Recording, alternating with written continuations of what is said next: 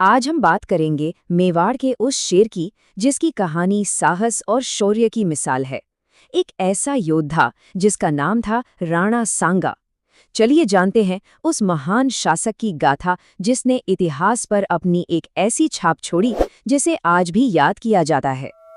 जरा सोचिए, एक ऐसा योद्धा जिसके शरीर पर 80 से भी ज्यादा घाव हों। एक ऐसा योद्धा जिसने लड़ते लड़ते अपनी एक आंख खो दी हो और जिसका एक हाथ भी युद्ध में कट गया हो। इतने जख्मों के बाद कोई भी टूट सकता है ना? लेकिन राणा सांगा की हिम्मत वो कभी नहीं टूटी। असल में यही तो उनकी असली ताकत थी, एक ऐसा जज्बा जो कभी हार नहीं मानता था। तो सवाल ये है कि आखिर ऐसा योद्धा बनता कैसे है? सच तो ये है कि उनका पूरा शुरुआती जीवन ही संघर्षों से भरा हुआ था, जिसने उन्हें आने वाली बड़ी बड़ी चुनौतियों के लिए तैयार कर दिया था। मेवाड़ में पैदा होने का मतलब ही था कि आपके खून में वीरता हो। लेकिन सांगा का असली संघर्ष तो घर के अंदर ही शुरू हो गया था। सिंहासन के लिए उन्हें अपने सगे भाइयों से ही लड़ना पड़ा, और पता है, इसी लड़ाई में उन्होंने अपनी एक आंख खो दी थी। पर कहते हैं ना, जो चीज आपको तोड़ नहीं पाती वो आपको और भी मजबूत बना देती है। और बस यही कठिनाइयां थी जिन्होंने उन्हें फौलाद बना दिया। तो चलिए देखते हैं कि कैसे वो सत्ता तक पहुंचे और उनका सबसे बड़ा सपना, सबसे बड़ा लक्ष्य क्या था। जैसे ही राणा सांगा गद्दी पर बैठे, उनका सिर्फ एक ही सपना था, उस समय के बिखरे हुए राजपूत राज्यों को एक झंडे के नीचे लाना।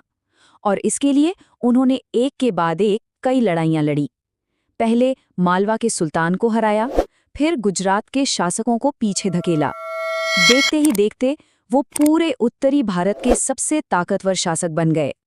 लेकिन ठीक उसी वक्त जब राणा सांगा अपने चरम पर थे, इतिहास एक बहुत बड़ा मोड़ ले रहा था। भारत के दरवाजे पर एक ऐसी नई शक्ति दस्तक दे रही थी जो यहाँ के युद्ध के सारे नियम हमेशा हमेशा के लिए बदलने वाली थी। वो साल था 1526।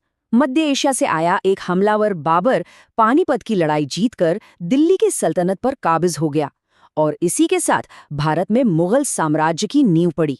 अब सत्ता का पूरा खेल ही बदल चुका था। और यहीं पर कहानी बहुत दिलचस्प हो जाती है। ये सिर्फ दो राजाओं की लड़ाई नहीं थी, ये दो अलग अलग युगों का टकराव था। एक तरफ थी राणा सांगा की राजपूत सेना, जो अपनी वीरता, तलवारबाजी और पारंपरिक तरीकों से लड़ती थी। और दूसरी तरफ थी बाबर की सेना, जिसके पास कुछ ऐसा था जो भारत में नया था, बारूद और तोपें। ये एक आधुनिक और अनुशासित सेना थी। और इसी टकराव ने जन्म दिया भारतीय इतिहास की सबसे निर्णायक लड़ाइयों में से एक को, खानवा का युद्ध।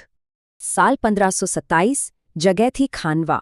सोचिए, मैदान के एक तरफ राणा सांगा और दूसरी तरफ बाबर। ये वो लम्हा था जहां भारत की तकदीर लिखी जानी थी।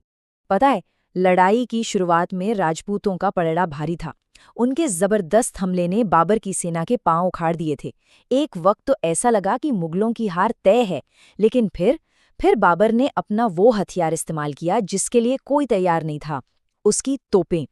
तोपों की गर्जना ने और उनसे निकलती आग ने पूरे युद्ध का नक्शा ही बदल कर रख दिया। और इसी भगदड़ और धुएं के बीच राणा सांगा खुद बुरी तरह घायल हो गए। जब सेना ने अपने राजा को गिरते हुए देखा तो उनका मनोबल टूट गया। उन्हें किसी तरह मैदान से बाहर निकाला गया और उनके हटते ही लड़ाई का नतीजा भी लगभग तय हो गया था। खानवा की लड़ाई शायद खत्म हो गई थी, पर राणा सांगा की कहानी वो अभी खत्म नहीं हुई थी। उनकी विरासत तो युद्ध के मैदान में मिली हार जीत से कहीं ज्यादा बड़ी है। घायल होने के बावजूद सांगा ने हार नहीं मानी। उनका जज्बा वही था। वो मुगलों को भारत से निकालने के लिए आगे की योजनाएं बनाते रहे। पर उनके जख्म इतने गहरे थे कि कुछ समय बाद इस महान योद्धा ने अपने प्राण त्याग दिए। हाँ, उनका सपना अधूरा रह गया, लेकिन उनकी कहानी यहीं खत्म नहीं होती। असल में उनका नाम सिर्फ एक राजा का नाम नहीं रहा, बल्कि वो उस हिम्मत का प्रतीक बन गया जो कभी हार नहीं मानती। वो साहस, बलिदान और अपने स्वाभिमान के लिए आखिरी सांस तक लड़ने की एक पहचान बन गए। और ये कहानी हमें एक बहुत ज़रूरी सवाल पर लाकर छोड़ देती है।